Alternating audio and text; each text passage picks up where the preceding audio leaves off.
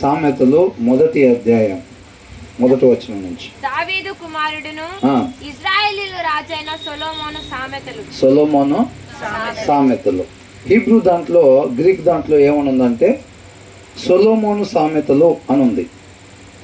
తర్వాత లాటిన్లో నుంచి మిగతా వాటిలోకి తర్జుమా చేసేటప్పుడు ఓన్లీ సామెతలు అని చెప్పి దాన్ని మాడిఫై చేశారనమాట, ఓన్లీ సామెతలు అని. కాబట్టి మనకు కూడా సామెతలు అని చెప్పి రాసి ఉంటుంది. దీంట్లో ఎన్ని సామెతలు రాశాడంట?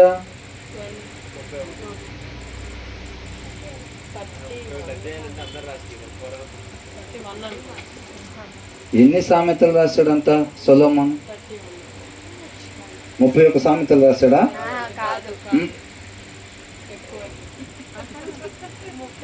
చిన్న క్రైస్తవుల కానించి, మీడియం క్రైస్తవుల కానించి, వృద్ధ క్రైస్తవుల దాకా అందరం ఉన్నాం. ఎన్ని రాశాడు ఇంతవరకు తెలీదు. లోకం మొత్తం వెలిగించడానికి వెళ్తారా అంటే మేము వెళ్తాం. జగ్గులు నీళ్ళు ఏం పోసుకోకుండా మేము పోతాం అంటే ఏం పోతాం? జగ్గులే ఉంటాయి కదా పోయటానికి, అవునా? ఎన్ని సామెతలు అంట? 3000 సామెతల్ని రాశాడంట. 3000 సామెతలు, 1005 పాటలని రాశాడంట. దీంట్లో మాత్రం ఒక 800 సామెతల్ని ఉంచారు. దీంట్లో మనం వాటిని ధ్యానించుకుందాం. దావీదు కుమారుడును ఇశ్రాయేలీయుల రాజైన సొలొమోను సామెతలు. ఇశ్రాయేలు రాజునైన సొలొమోను సామెతలు. ఎవరి అంట? ఎవరు పడితే వాళ్ళు చెప్తే వింటారా? అప్పట్లో ఈయన కన్నా గొప్ప జ్ఞానవంతుడు లేడు. కాబట్టి జ్ఞానం గురించి సొలొమోను చేత దేవుడు మనకు రాయిచ్చాడు అనమాట. ఇది ఇంగ్లీష్లో the proverbs of Solomon, son of David, king of Israel.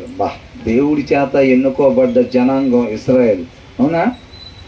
King of Israel అంటే సామాన్య విషయం కాదు, అసలు సామాన్య విషయం కాదు. సౌలుకి అవకాశం ఇస్తే పోగొట్టుకున్నాడు, దావీదు నిలబెట్టుకున్నాడు.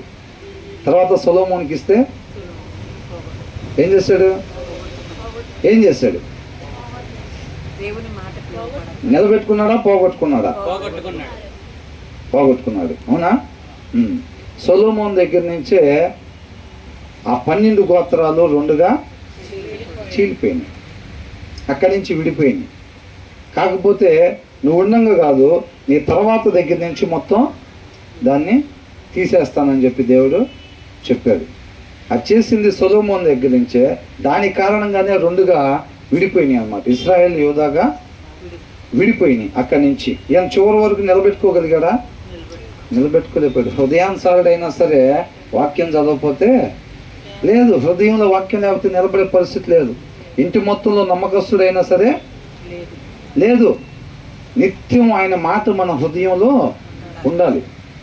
జ్ఞానవంతుడు, అంతకన్నా జ్ఞాని లేడు. అలాంటి జ్ఞానవంతుడు కూడా నిలబడ్డా? నిలబడలేడు. కాబట్టి అజాగ్రత్తగా, అశ్రద్ధగా అసలు ఉండకూడదు. అంతం వరకు మెలకువ కలిగి ఉండాలన్నమాట. మన ముందు ఎప్పుడెప్పుడు గుంటలు తీసుంటాయి? ఎనీ టైం గుంటలు తీసే ఉంటాయి, ఎనీ టైం వలలు పెట్టే ఉంటాయి. కాబట్టి యాదమర్చి క్షణం ఉన్నా సరే ఏమైంది? పోయి దాంట్లో పడిపోతా ఉంటాయి, అవునా? ఎంత సమయం ఉన్నాడు దావీదు వాక్యం లేకుండా? వాక్యం లేకుండా ఎంత సమయం ఉన్నాడు? కొద్ది సమయం ఉన్నాడు, అవునా? సరిపోయింది అపవాదికి అది, అవునా కదా, పడగొట్టడానికి. కాబట్టి ఇక్కడ ఏమంటున్నాడు? ఈ సామెతలు దేనికంట? అసలు ఈ సామెతలు దేనికి? దావీదు కుమారుడును ఇశ్రాయేలు రాజునైన సొలొమోను సామెతలు. తర్వాత ఏమంటున్నాడు?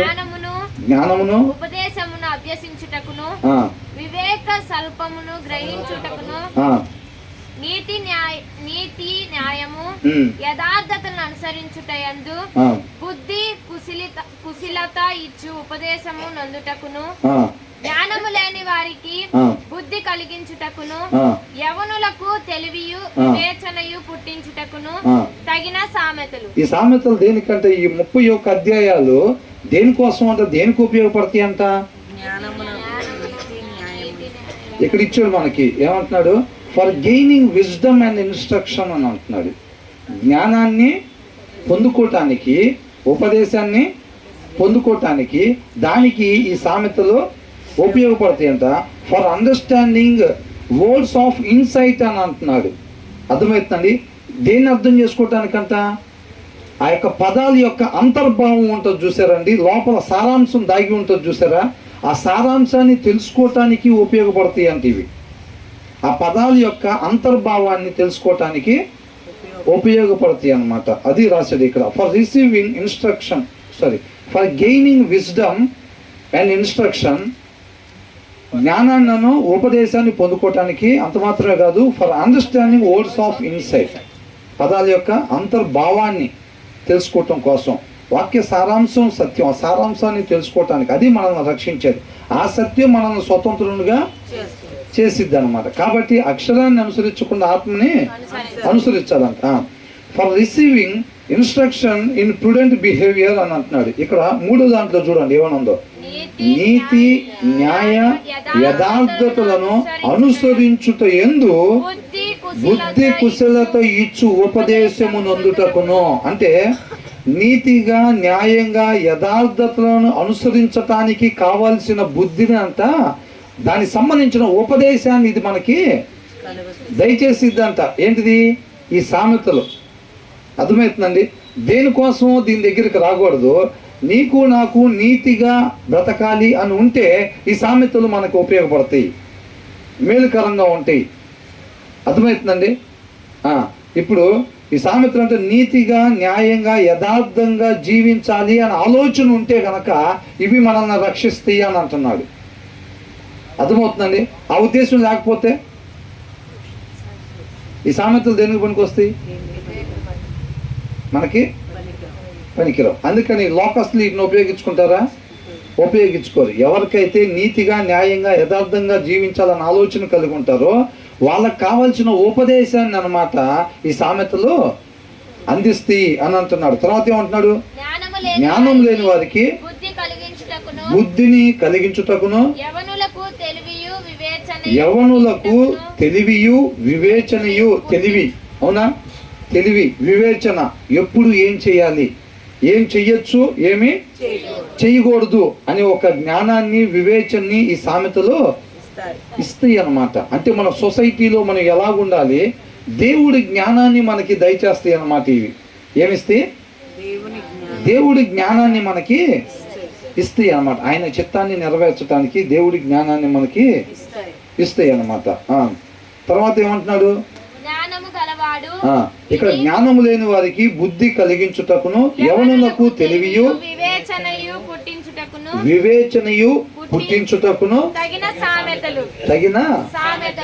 సామెతలు అంట. అర్థమైందండి? తెలివియు వివేచనయు పుట్టిస్తాయి అంట ఈ మాట. వాటికి తగిన సామెతలు అన్నమాట. ఈ 31 అధ్యాయాల్లో కూడా మనం ఏం నేర్చుకోబోతున్నాం అంటే దీన్ని మాత్రం నేర్చుకోబోతున్నాం అన్నమాట. అర్థమవుతుందండి?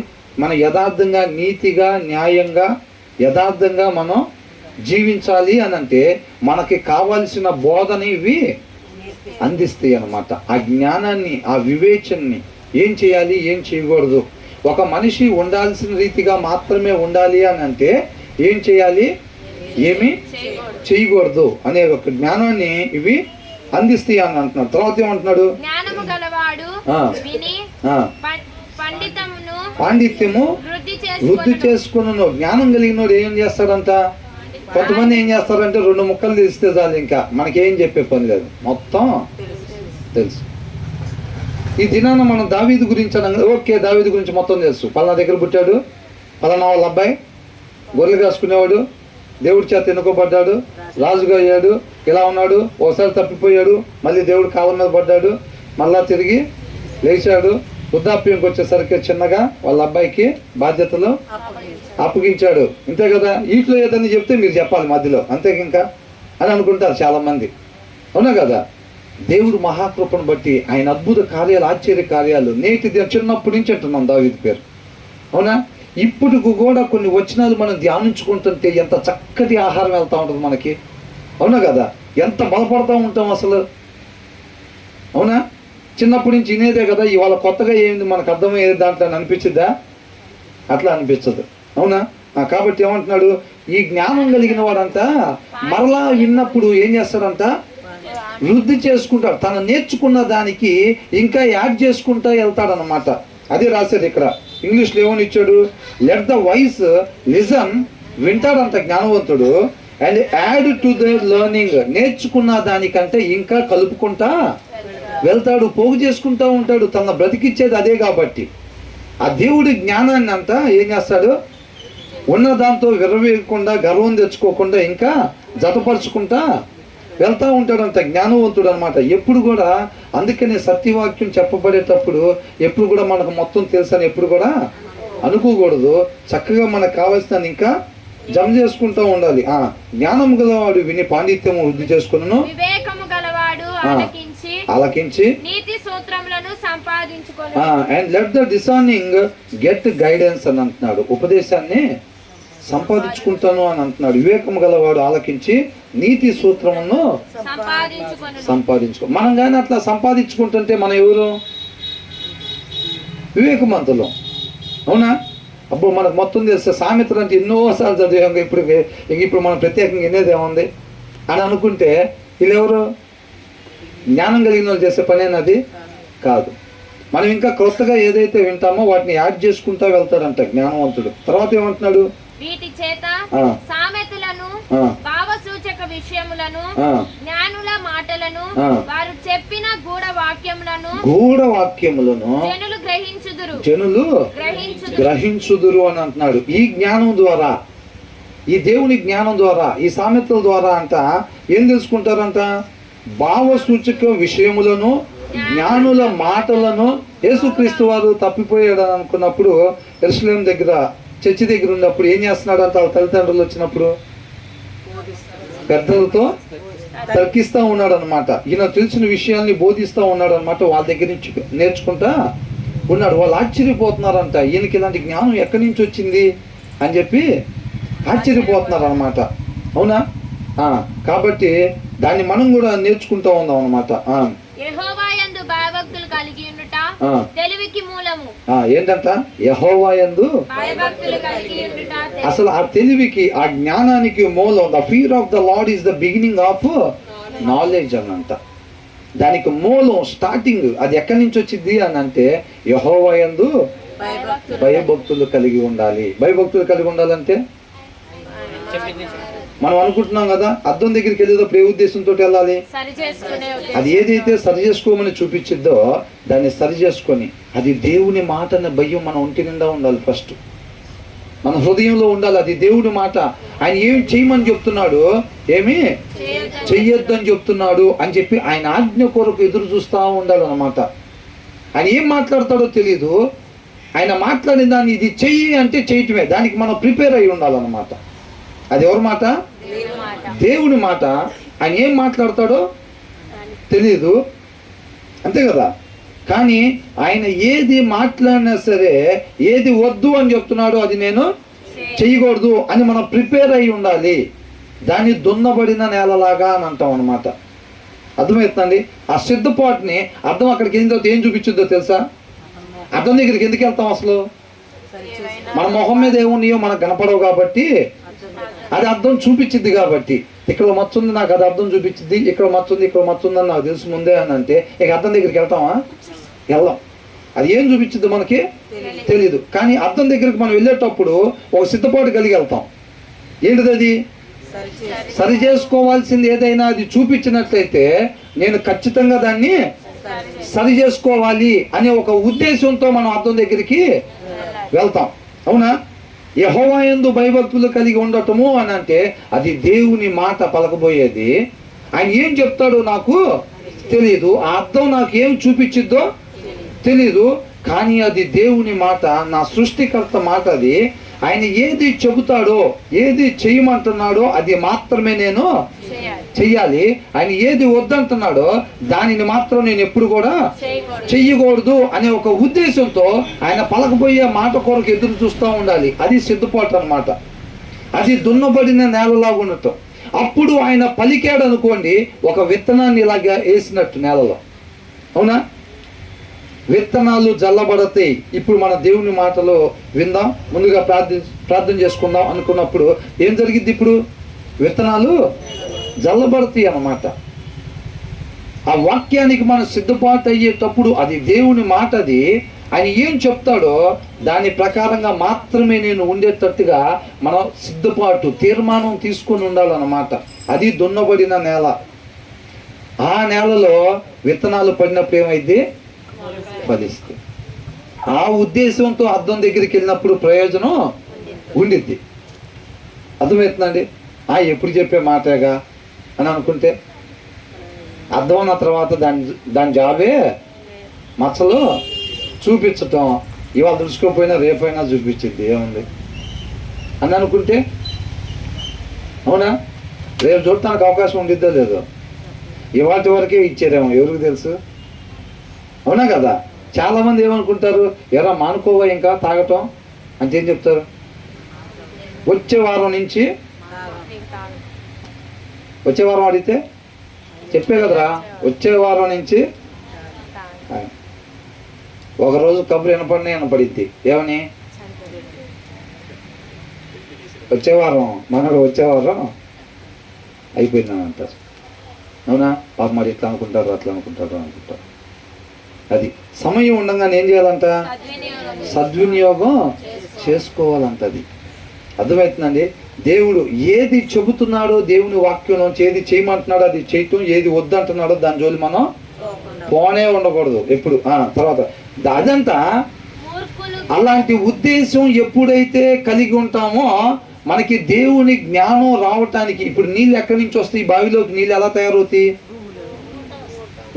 ఓట దగ్గర నుంచి. ఆ యెహోవా యందు భయభక్తులు కలిగి ఉండటమే దేవుడి జ్ఞానాన్ని సంపాదించుకోవటానికంట ఓట లాంటిదంట. అర్థమవుతుందండి? ఆయన ఇందాక బ్రదర్ ఒక మాట అన్నారు. ఏమన్నారు? దుప్పి ఎలా చూసిద్ది? అవునా? కళ్ళు పెద్దవి చేసుకొని ఎక్కడ దొరుకుతాయి వాటర్ అని చూస్తూ ఉండిద్ది అనమాట. ఇది దేవుడి మాట.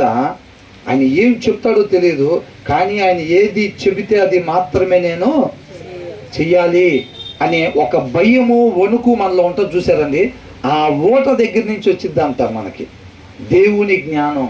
మన ఆత్మీయతని కాపాడే దేవుడి జ్ఞానం అంట ఆ ఓట దగ్గర నుంచి వచ్చిద్ది అని అంటున్నాడు. యెహోవా యందు భయభక్తులు. ఆ భయము, భక్తి మన హృదయంలో, మన ఒంటి నిండా ఉంటే దేవుడి జ్ఞానం సమృద్ధిగా మనకి ఆ ఓట దగ్గర నుంచి బావి నిండా నీళ్ళు ఎట్లాగైతే వస్తాయో దేవుడి జ్ఞానం మనలోకి అలాగా సంపాదించుకుంటాం అనమాట. యెహోవా యందు భయభక్తులు కలిగి ఉండట తెలివికి మూలము. ఏం చేస్తారంట? మూర్ఖులు అనే వాళ్ళంట ఏం చేస్తారంట? జ్ఞానమును అంటే వాళ్ళు ఏం చేస్తారు? జ్ఞానాన్ని తిరస్కరించటం, ఉపదేశాన్ని తిరస్కరించటం, చెప్పే మాటల్ని తిరస్కరిస్తారనమాట. అంటే చెయ్యరు వాళ్ళు. వాళ్ళు ఎవరంట? మూర్ఖులు అని రాస్తుంది. అవునా? అది వాక్యం అంతే ఉంటుంది లేరా, మనం ఎక్కడ చేస్తాం అవన్నీ అనే వాళ్ళని ఏమంటారంట? మూర్ఖులు. వాక్యంలో ఒకటి ఉంటే మనం ఇంకొకటి చేస్తున్నాం అనుకోండి, వాళ్ళని ఏమంటారంట? మూర్ఖులు అంటారు. నేనేమంటలేదండి, అది నేను చేసినా అంతే. అవునా? ఏమనుంది ఇక్కడ?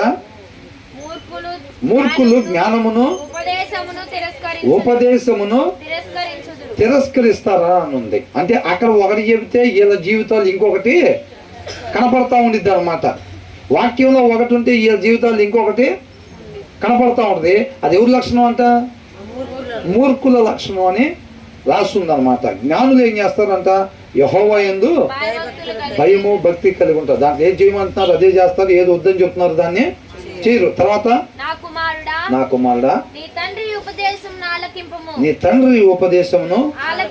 ఆలకింపుము, ఏంటంట? నీ తల్లి చెప్పు బోధను త్రోసివేయకుము అని అంటున్నాడు. అవి నీ తలకు మాలిక. ఏంటంట సొగసైన మాలిక? అలంకారం గురించి మాట్లాడుతున్నారు. తలకి మనం మాలిక పెట్టుకుంటే ఎలా ఉంటుంది? రాజుగారికి పెట్టినట్టుగా ఉండిద్ది. అలా ఉండాలి అని అంటే ఎప్పుడైతే మన తండ్రి మాట, నీ తండ్రి ఉపదేశము ఆలకించుము అని అన్నప్పుడు, ఎప్పుడైతే మనం ఆలకిస్తామో యేసయ్య మనల్ని చూసినప్పుడు మన తల మీద ఏం కనపడిద్దంట? మాలిక కనపడిద్ది అన్నమాట. అలాంటి అలంకరణ మనం కలిగి ఉండాలి. స్త్రీల గురించి కూడా రాస్తుంది దీంట్లో, ఇంకా ముందు ఇప్పుడేం కాదులేండి, అంటే ఇవాళ అది ఉందనుకుంటే అట్లయితే అనుకోబాకండి. పురుషుల గురించి, స్త్రీల గురించి దీంట్లో లేనిది మనం ఏమి కూడా చెప్పుకోమండి. ఒకవేళ అలా ఎప్పుడు పొరపాటున జరిగితే కనుక అయిపోయిన తర్వాత ఖచ్చితంగా నన్ను అడగండి ఒకసారి, అంతేనా కదా? సరి చేసుకుంటా మనం ముందుకి వెళ్తూ ఉండాలి. కాబట్టి ఎప్పుడైతే తండ్రి ఉపదేశాన్ని ఆలకిస్తామో, తల్లి చెప్పే బోధనని తోసివేయకుండా ఉంటాం. ఎప్పుడు ఏ తల్లిదండ్రులు చెప్పే మాట? వీళ్ళు ఉండాల్సిన రీతిగా నాటబడాల్సిన ప్రదేశంలో నాటబడినప్పుడు వీళ్ళు చెప్పే మాటను పిల్లలు వింటారు. చాలా మంది ఏం చేస్తారండి, వాళ్ళకి నచ్చినట్టుగా ఉండి ఈ వాక్యాన్ని అక్కడ కోడి చేస్తూ ఉంటారు. అవునా? ఇప్పుడు దాన్ని విన్నారు అనుకోండి, వాళ్ళు ఏమైంది? మేము మొన్న గోవా వెళ్ళామని చెప్పాం కదా. గోవా వెళ్ళినప్పుడు ఏం జరిగింది? తల్లిదండ్రులే పిల్లల్ని చక్కగా చేతులు పట్టుకొని ట్రైన్లోనో, ఫ్లైట్లోనో, కారులోనో తీసుకుని వెళ్ళి అక్కడ కూర్చోబెట్టుకొని వాళ్ళు 4 సీసాలు చెప్పి, పెద్దవి 2 సీసాలు, చిన్నవి 2 సీసాలు చెప్పి శుభ్రంగా పిల్లల్ని పక్కన కూర్చోబెట్టుకొని, నాన్న బాటిల్ ఇలా పట్టుకోవాలరా, నేను మమ్మీ తాగుతాను చూడు, అట్లాగా ఇది స్టైల్ రా, కల్చర్, రిచ్ కల్చర్ ఇది అని చక్కగా మనం వాళ్ళు నేర్పుతాం చూసారా, పట్టుకొని తల్లిదండ్రులు అట్లా చక్కగా నేర్పుతున్నారు అన్నమాట.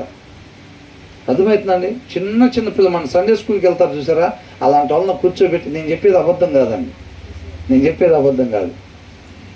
భార్యలు కూడా చక్కగా సీసాలు పట్టుకొని, భర్తలు సీసాలు పట్టుకొని, పిల్లలకు కూడా 2 చిన్న సీసాలు చెప్పి చక్కగా కూర్చోబెట్టుకుని ఆ కల్చర్ నేర్పుతున్నాడు. అర్థమవుతుందండి? ఆత్మీయుడు ఏం చేస్తాడంటే, నిజమైన దేవుణ్ణి దేవుడిగా తెలుసుకుంటారు, ఆయనగా తెలుసుకుంటారు. వీళ్ళు చక్కగా అపవాదిని ఏం చేస్తారు? అపవాదిగా చక్కగా తెలుసుకొని వాళ్ళ పిల్లలకి చెప్పి, వాళ్ళ పిల్లలకు కూడా చెప్తూ ఉంటారు అన్నమాట. వాళ్ళు అది జరుగుతూ ఉంటుంది. అలాగే చెప్పి తల్లిదండ్రులు చెప్పిన మాట వినండి అనేది కాదు. అవి కాదు మాలికలు అంటే. అవి నీ తలకు సొగసైన మాలికయు, నీ కంఠమునకు అంటే ఇది మెన్షన్ చేశారంటే కంఠానికి హారాలు వేసుకోవచ్చు అని బైబిల్ చెప్తుంది. ఏంటంట? తల మీద కిరీటాలు పెట్టుకొని రోడ్ల మీద తిరగమని, కంఠాలకి హారాలు పెట్టుకొని క్రైస్తవులు మనం వాక్యాన్ని కనపరచాలి, క్రీస్తుని కనపరచాలి అని వాక్యం చెబుతుందంటే ఇంక మనం ఏం చెబుతాం? అవునా కదా? అంటే జస్ట్ పోల్చబడింది అంతే. అర్థమవుతుంది? ఆ తర్వాత ఏమంటున్నారు? అలా ఉండాలి, చిన్నపిల్లలు ఎలా ఉండాలో చెప్తున్నారు. ఇందాక జరిగింది మొత్తం కూడా 7th వరుస దాకా మొత్తం ఇంట్రడక్షన్, ఓవరాల్ 31 చాప్టర్స్, 31 అధ్యాయాలకి సంబంధించిన సామెతల్లో మనం ఏం నేర్చుకుంటాం అనేది రాయబడి ఉంది. తర్వాత ఇప్పుడు 8వ వచనం దగ్గర నుంచి యవనస్తులు ఏ రీతిగా ఉండాలి అనే దాని గురించి చెప్పబడుతూ ఉంది. 19వ వచనం దాకా అన్నమాట. తర్వాత ఏమంటున్నాడు?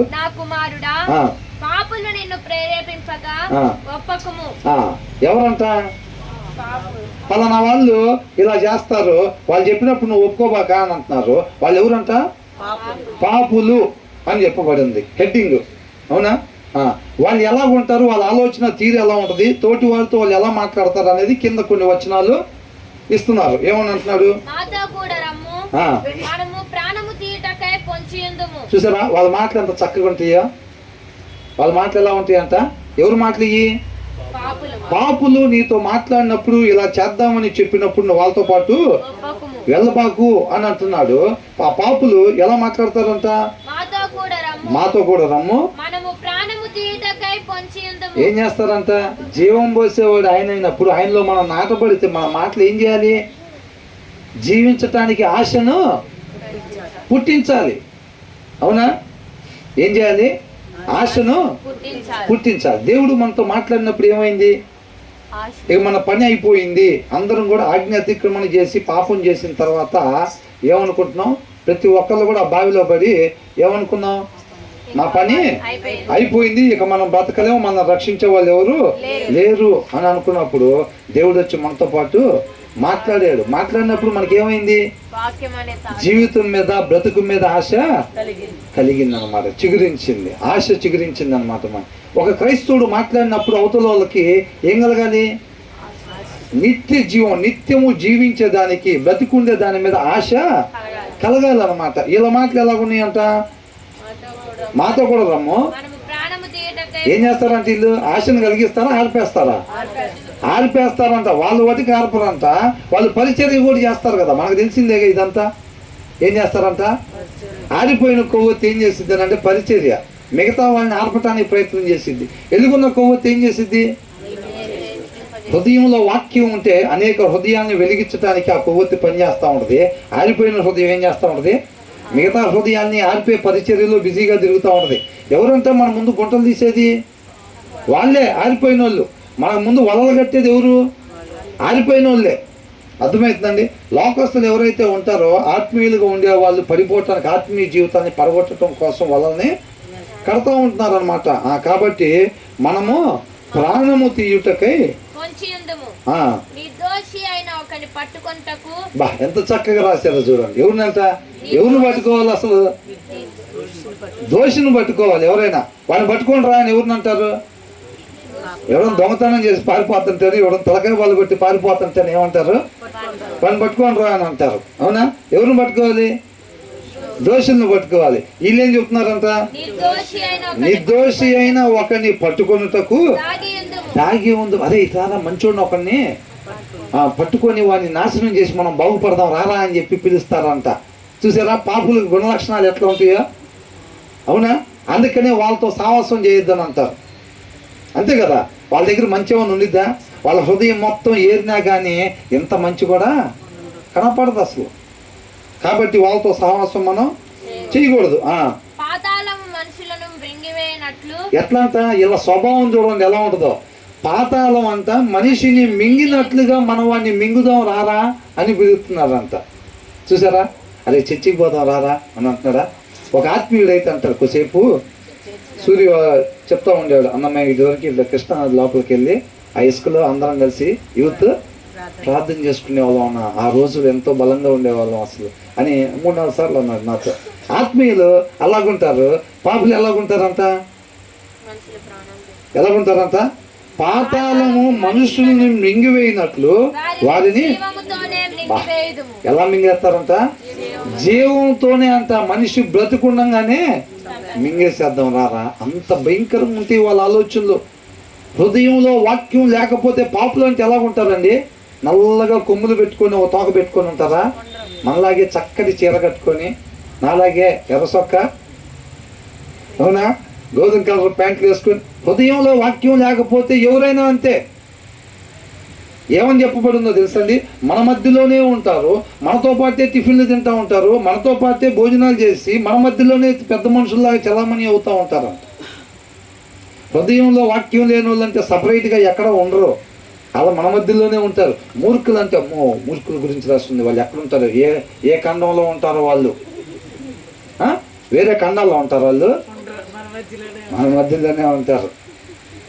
అవునా? ఏసేపు చూస్తేనేమో నలుగురు సహాయం చేద్దామని అనుకుంటున్నారు, వాళ్ళ అన్నదమ్ములు చూస్తే ఎట్టున్నారు? అసలు ఈయన స్పాట్లో లేపేయాలనుకుంటున్నారు. అవునా? సౌలు చూస్తేనే అట్లా ఉంటున్నాడు, యోనాతాను చూస్తే ఎలా ఉన్నాడు? ఒకటే కుటుంబం, అవునా కదా? అలాగున్నాడు. అట్లాంటి వాళ్ళు ఎక్కడో సపరేట్గా వేరే ఖండాల్లో ఎక్కడ ఉండరు, వాళ్ళు మన మధ్యలోనే ఉంటా ఉంటారు. ఒకవేళ ఆ లక్షణాలు మనలోనే ఉన్నాయి అనుకోండి, ఈ పాపులు అని చెప్పి రాస్తుంది చూసారా? దేవుడు మనం చూసినప్పుడు ఏం కనపడిద్ది అంట? టైటిల్లో పాపులు అని కనపడిద్ది. అది మనం ఫెలోషిప్లో అయినా ఉండొచ్చు, ఎక్కడైనా ఉండొచ్చు. వీటికి సంబంధించిన లక్షణాలు కానీ మనలో ఉన్నట్టయితే ఆ నిమిషం మనం ఎట్లాంటి వాళ్ళం అంట? పాపులము. ఒకరి నాశనాన్ని కోరుకునే వాళ్ళము, జీవితం మీద ఆశ పోగొట్టే వాళ్ళము. ఇలాంటి మాటలు మన నోటితో పలికినప్పుడు మన హెడ్డింగ్ ఏముంటుంది ఇక్కడ? పాపులు అని ఉండిద్ది అనమాట. ఎందుకంటే వాళ్ళకి సంబంధించిన లక్షణాలు ఇవన్నీ కూడా. ఏమంటున్నాడు? పాతాళము మనుషులను మింగివేయినట్లు వారిని జీవముతోనే మింగివేయదము. సమాధిలోనికి దిగువారు మృంగబడినట్లు వారు పూర్ణ బలముతో నుండగా మనము వారిని మృంగివేయదము రమ్మని. చూసారా? పాపుల ఆలోచనలు ఎంత అద్భుతంగా ఉంటాయి. ఎంత భయంకరంగా ఉంటాయి. అర్థమవుతుందండి? అట్లాంటి ఆలోచనలు ఏమన్నా తగులుతున్నాయా మనకి? ఇది మనకి ఎందుకు చెప్పారు? వీటికి సంబంధించిన ఒక్కొక్క వచనం మనం ధ్యానించుకుంటూ వెళ్తున్నాం కదా. ఏ వచనం అన్నా సరే నీలో నాలో సంబంధించి ఎక్కడన్నా కనపడుతుంటే దాన్ని సరి చేసుకోమని కృపామయుడు మనకి తెలియపరుస్తూ ఉన్నాడు అన్నమాట. ప్రేమను బట్టి ఏ లక్షణమైనా సరే మనకి తగులుతుంటే మాత్రం ఏం చేయాలి? ప్రభువా నీకే వందనాలైనా, నీ కృపను బట్టి నాకు తెలియపరిచావు, సరి చేసుకునే శక్తిని దయచేయమని చివరాఖరిలో మనం చేసే ప్రార్థనలో వేడుకోవాలన్నమాట. అంతే తప్ప నామకార్థంగా రోజులాగానే 4 మొక్కలు విన్నాము, 4 నిమిషాలు మోకరించాము అన్నట్టుకుంటే ఏం లేదు. 4 అడుగుల దూరంలో నుంచి వెళ్ళిపోవటమే పక్కకి. అవునా? తర్వాత ఏమంటున్నాడు? పలు విధములైన మంచి సొత్తులు మనకి దొరుకును. ఏంటంట?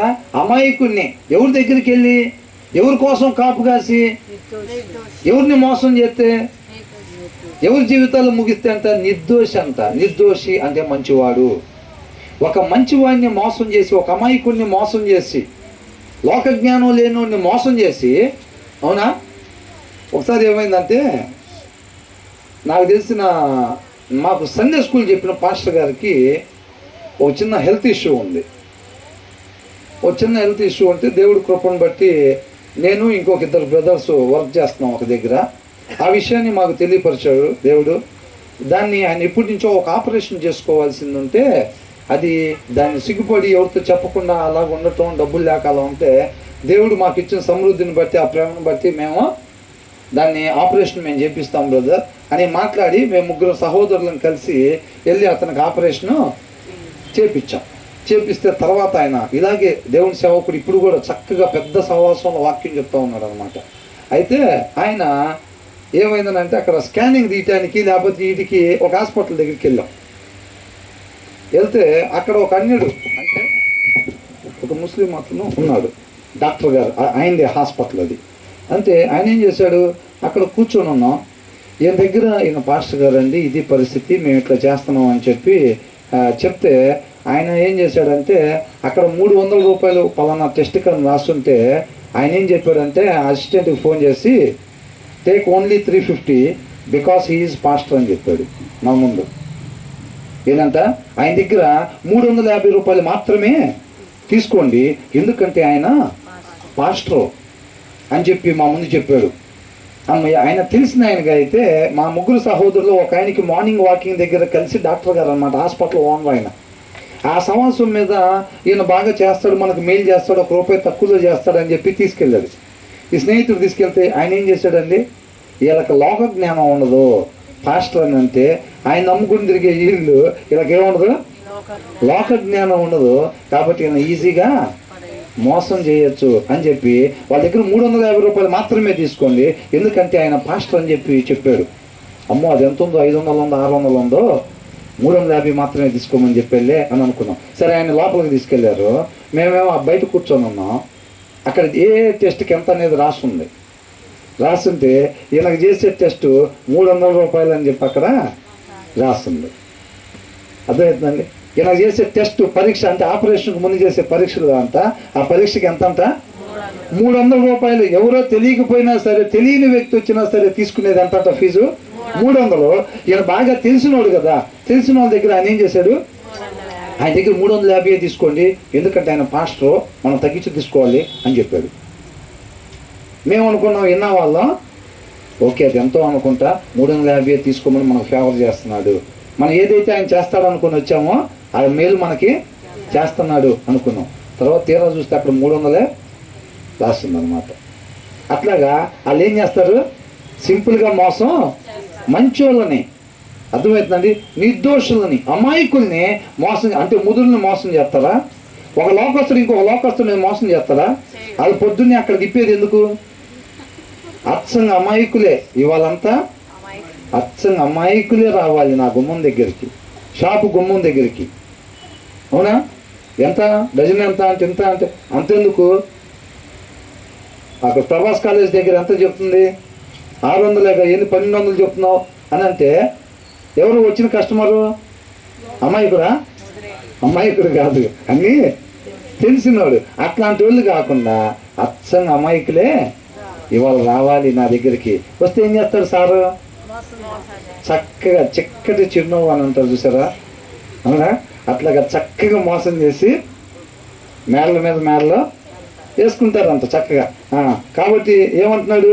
పలు విధములైన మంచి సొత్తులు మనకి దొరుకును, నిర్దోషును మోసం చేద్దాం రా, డబ్బులు సంపాదించు. వీళ్ళందరూ ఎవరు? ఈ లోకంలో పెద్ద మనుషుల్లాగా చలామణి అవుతారు చూసారా. ఈ లోకంలో పెద్ద మనిషి ఎవరంటే డబ్బులు ఉన్నవాళ్ళు. ఈ లోకంలో జ్ఞానులు ఎవరంటే డబ్బులు ఉన్నవాళ్ళు, అవునా కదా? కాబట్టి 5-6 మర్రలు చేసినా సరే, 4-5 దొంగతనాలు చేసినా కానీ డబ్బులు గొలుసులు వేసుకుని వెళ్తే ఏంటి? సార్ రండి కూర్చోండి సార్, ముందు సీట్లో కూర్చోండి అని అంటారు. ఎట్లా వచ్చింది ఆయనకి ఆ డబ్బు?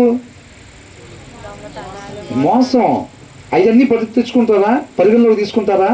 పరిగణలోకి తీసుకోరు అవన్నీ కూడా. అర్థమవుతుందండి?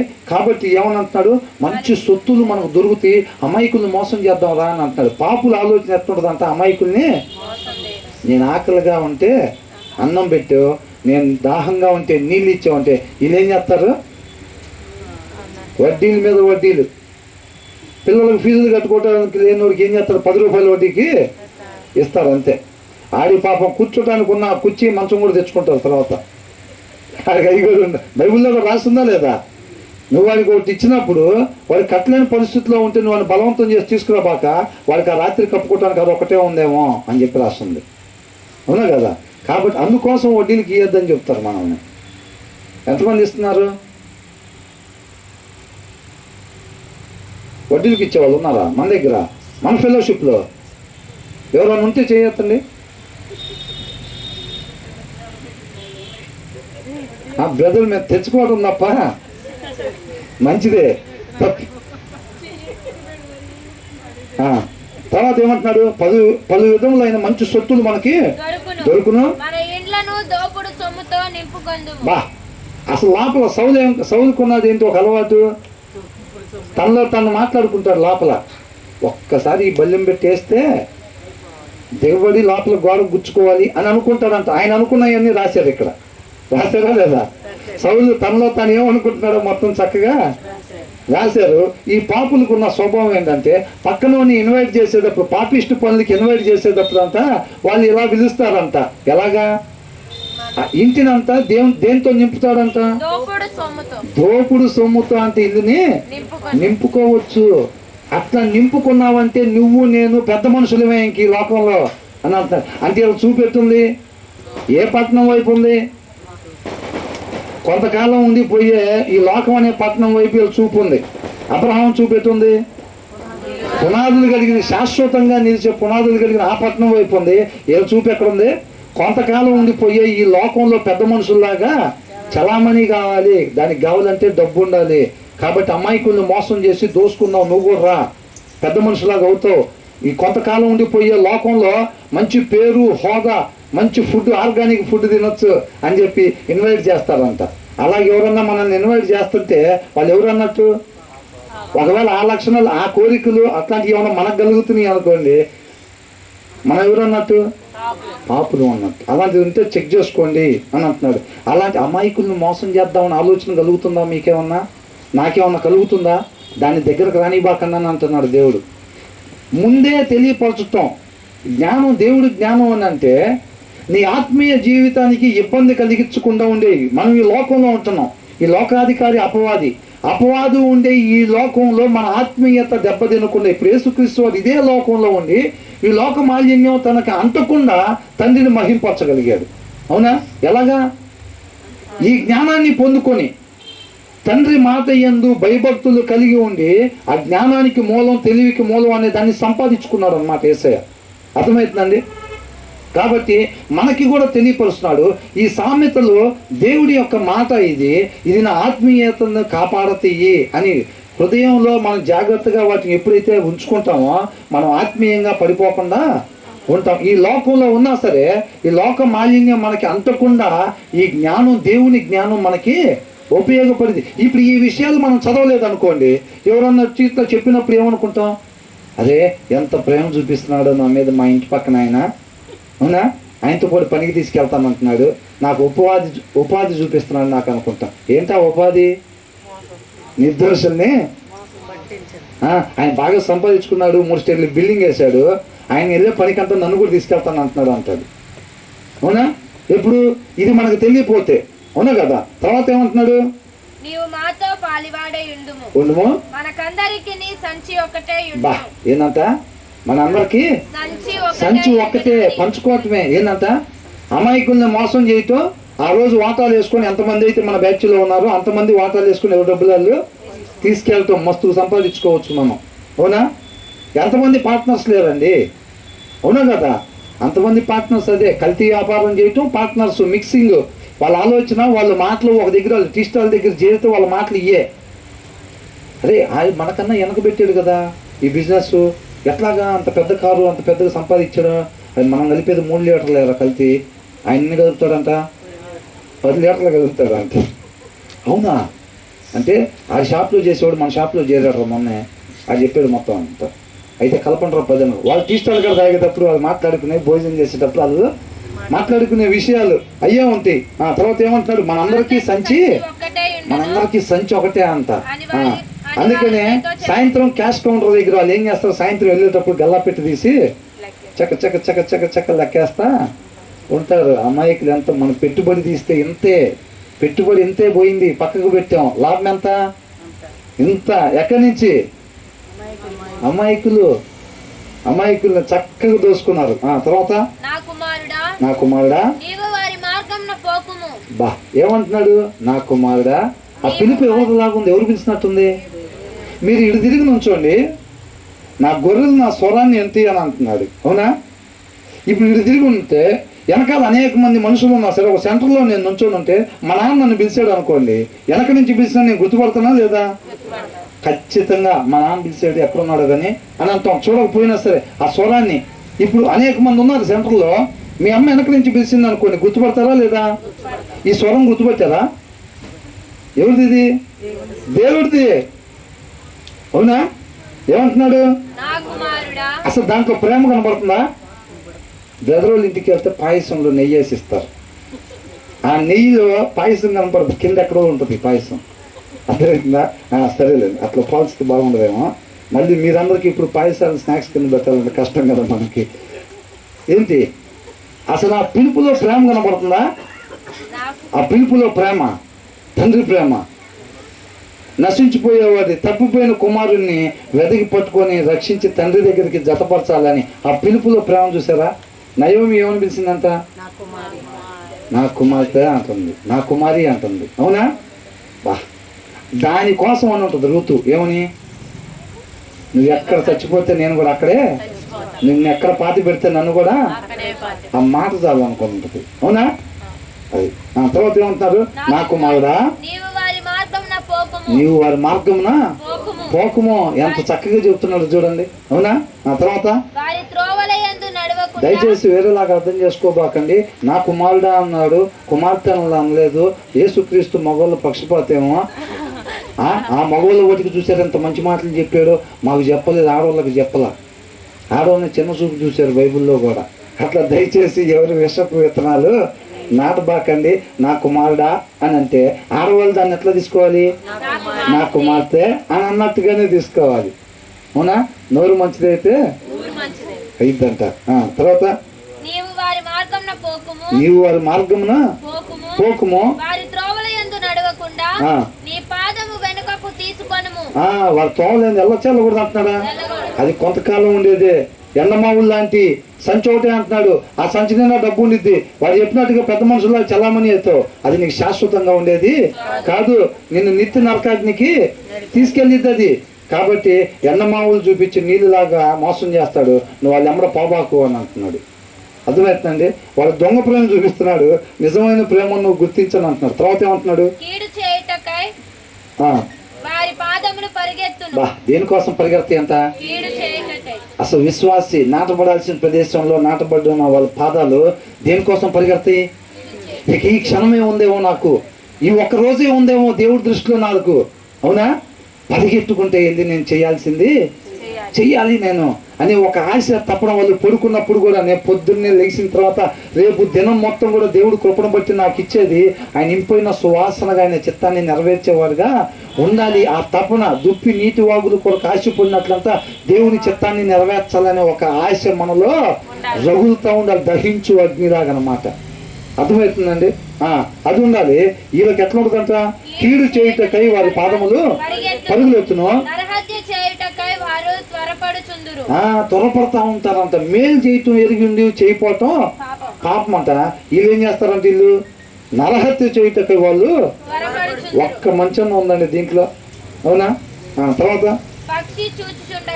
ఇప్పుడు ఇలాంటి గుణ లక్షణాలు కలిగిన వాళ్ళే ఆయన ఒక్కరిని లేపేస్తే ఆస్తి మనం స్వాధీనం చేసుకోవచ్చు అంటే ఏం చేస్తారు, చక్కగా మనం ఇందాక అనుకున్న పాయసంలోనే నెయ్యి వేయకుండా ఏమేస్తారు, చక్కగా కొంచెం ఇష్టం వేసి దగ్గరుండి గోరుముద్దలో పెట్టి మోసుకొని తీసుకెళ్ళిపోతారు, కాగితాలు స్వాధీనం చేసుకుంటారు, అవునా కదా? కీడు చేయుటకై వారి పాదములు పరుగులెత్తును, తండ్రిని కూడా చంపేస్తారు. చూసారా, ఇద్దరు కొడుకులు ఉంటే ఒక కొడుక్కి ఆస్తి కోరుకున్నంత ఇగిపోతే ఏం చేస్తాడు, మేము ఒకసారి ఇటు రాజధాని వచ్చినప్పుడు అది అమరావతి వైపు కారులో వెళ్తుంటే తాడికొండ అనే ప్లేస్లో జనం నిలబడి ఉన్నారు. ఏంటనంటే ఇద్దరు కొడుకులంతా ఈ చిన్న కొడుకు అడిగినంత పొలం రాసికుండా పెద్ద అబ్బాయికి కొంత రాసి ఇచ్చాడని చెప్పి ఆ పొలుగు పెట్టి వాళ్ళ నాన్న తలకాయ బల కొడితే అక్కడే చచ్చిపోయాడంట గట్టి దగ్గర. అర్థమవుతుందండి? ఏంటంట, డబ్బు కోసం. ఆ డబ్బు ఉంటే ఏమొచ్చింది, పెద్ద మనిషిలాగా చలామణి కావచ్చు, నిత్య నరకాగ్ని తీసుకుపోయే విశాలమైన మార్గంలో ప్రయాణం చేయొచ్చు కొంతకాలం. అర్థమవుతుందండి? కాబట్టి వాళ్ళ నిరీక్షణ ఏం లేదు, కంటికి కనిపించే దానికోసమే పాపులాడుతూ ఉంటారు అనమాట. వాళ్ళు నరహత్య చేయుటకై వారు త్వరపడుతున్నారు, వలవేయుట వ్యర్థము, స్వనాశనమునకే. అంటే వీళ్ళు ఏమనుకున్నారు, పాపులు నిర్దోషుని మనం మోసం చేద్దాం, వాడిని నాశనం చేయటానికి పొంచి ఉందాంరా అని చెప్పి పిలిచారు కదా. అంటే ఆ దాక్కున్నవాడు ఎవరు, దాక్కున్నారు కదా పాపులే కదా, అమాయకుని పట్టుకోవటానికి దాక్కున్నారు కదా. ఆ దాక్కున్న వాడిని అడిగామనుకోండి, ఏమని, నువ్వు ఎందుకు దాక్కున్నావు ఇక్కడంటే ఏం చెప్తాడు, ఆ అమాయకుడిని చంపటానికి, పట్టుకోవటానికి, నాశనం చేయటానికి నేను దాక్కున్నాను అని అంటున్నాడు. కానీ వాక్యం ఏం చెప్తుందంటే, అలాంటి క్రియలు చేసేవాడు వాడి కోసం కాదు దాక్కుంది, వీడు నాశనం కోసమే వీడు దాక్కున్నాడు అని అంటుంది. అలాంటి ఆలోచనలు కలిగి ఉన్నప్పుడు అంతా వాడిని మట్టు పెడదాం, వాడిని నాశనం చేద్దాం, వాడిని పట్టుకున్నామని కాదు నువ్వు దాక్కుంది, నిన్ను పట్టుకోవటానికి, నిన్ను నువ్వు నాశనం చేసుకోవటానికి, నిన్ను నువ్వు తొలముట్టించుకోవటానికి నువ్వు దాక్కున్నావు అక్కడ అని అంటుంది వాక్యం. అర్థమవుతుందండి? ఏమంటుంది, వారు స్వనాశనమునకే ఎందుకు పొంచున్నారంట, వాడిని పట్టుకోవటానికని అనుకొని వీళ్ళని పట్టుకోవటానికి దాక్కున్నారంట. ఇక్కడ ఎంతమందికి అర్థమైందండి ఈ విషయం? ఎంతమందికి అర్థమైంది? అర్థమైందా? జర్సన్ ఏంటో చెప్పాలి.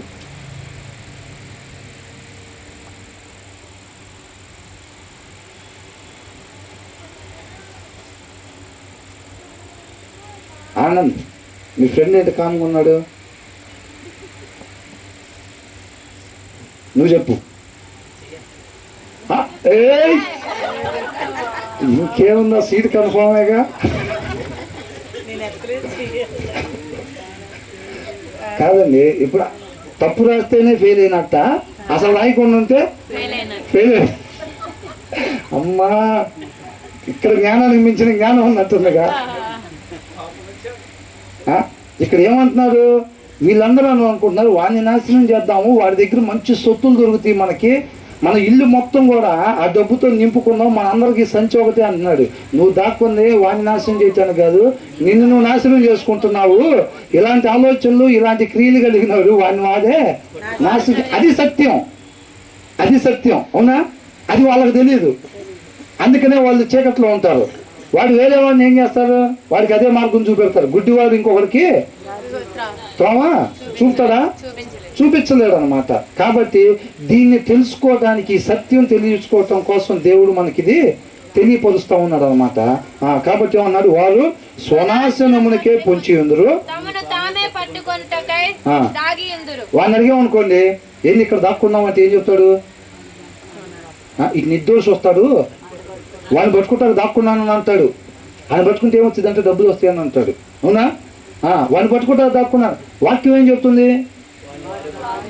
నిన్ను నువ్వు పట్టుకోవటానికి దాక్కున్నావు అక్కడ, నువ్వు నిత్య జీవానికి పోకుండా నిన్ను నువ్వు పట్టుకోవటానికి నువ్వు అక్కడ. ఇది సత్యం, అది సత్యం కాదు. అవునా? అది ఎలాంటిది? ఆకాను వస్తువులు దాచిపెట్టుకుని సెటిల్ అయిపోతాను అనుకున్నారు చూసారా, భ్రమ. అది సెటిల్ అయ్యాడా? సెటిల్ అవ్వలేదు. అవునా కదా? అట్లాంటిది అనమాట. వీళ్ళు కూడా ఏమనుకుంటున్నారంటే వాడిని పడగొడితే నిర్దోషులు మోసం చేస్తే మనం సెటిల్ అవ్వచ్చు అని అనుకుంటున్నారు. సెటిల్ అవ్వరు వీళ్ళు. వీళ్ళు నిత్య జీవంలో సెటిల్ అవ్వకుండా వీళ్ళే నాశనం చేసుకుంటున్నారు అనమాట. వీళ్ళ నాశనానికి దాక్కున్నారు. వాడిని అడిగితేనేమో వాడిని నాశనం చేయడానికి నేను దాక్కున్నానని అంటాడు. అది సత్యం కాదు, ఇది సత్యం. అవునా? తర్వాత ఏమంటున్నాడు? ఆశాపాతకులందరి గతి ఎవరంట? ఆశాపాతకులంట. ఆశాపాతకులందరి గతి అట్టిదే. అందరి గతి అట్టిదే. ఆయన ఒక్కడే అని రాశారా? మనం కూడా అట్లా ఉంటే మాత్రం మన గతి కూడా అంతే అని అంటున్నాడు అనమాట. అర్థమవుతుందండి?